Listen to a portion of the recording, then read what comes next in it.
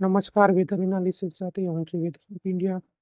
રાજ્યના અનેક જિલ્લાઓમાં છેલ્લા 24 કલાક દરમિયાન વરસાદી જોરદાર એન્ટ્રી કરી છે. મહીસાગરના બાલોચીનરમાં સૌથી વધુ 0.5 વરસાદ નોંધાતા રસ્તાઓમાં પાણી ફેરવાઈ ગયા હતા. અરવલ્લી, મહેસાણા, પંચમહાલ, જામનગર, વડોદરા, સુરત, નવસારી અને બનાસકાંઠા સહિત અનેક વિસ્તારોમાં વરસાદી માહોલ જોવા મળ્યો હતો. ખાસ વાત એ છે કે ચોમાસું હજી સત્તાવાર રીતે ગુજરાતમાં પ્રવેશ્યું પણ નથી, છતાં મેઘરાજાએ રાજ્યભરમાં ધમાકેદાર આવતી નોંધાવી છે. 15થી વધુ તાલુકામાં 1 ઇંચથી વધુ વરસાદ વરસ્યો છે, ત્યારે કેટલાક વિસ્તારોમાં 2 ઇંચ સુધી વરસાદ થયો છે. સૌરાષ્ટ્રથી લઈને દક્ષિણ ગુજરાત અને ઉત્તર ગુજરાતથી મધ્ય ગુજરાત સુધી વરસાદી માહોલ છવાયો છે. ખેડૂતો માટે ક્યાંક રાહત તો ક્યાંક ચિંતાના વાદળો ઘેરાયા છે.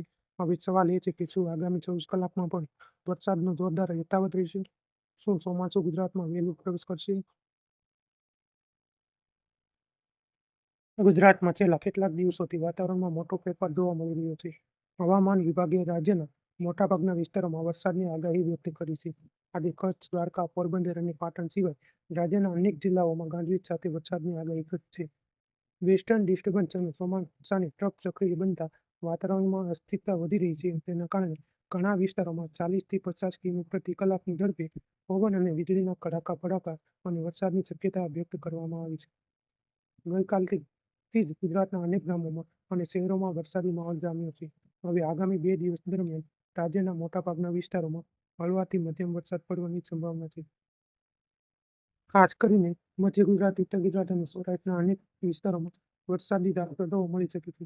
અમદાવાદમાં આજે વાદળછાયું વાતાવરણ રહેવાની સાથે હળવા વરસાદની શક્યતા છે.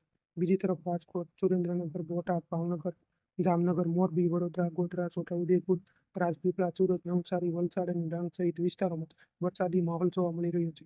20 જૂન પછી વરસાદની પ્રવૃત્તિ મુખ્યત્વે દક્ષિણ ગુજરાત તરફ કેન્દ્રિત થવાની શક્યતા છે. ભરૂચ, સુરત, નવસારી, વલસાડ, તાપી અને ડાંગ જિલ્લામાં સારો વરસાદની શક્યતા છે.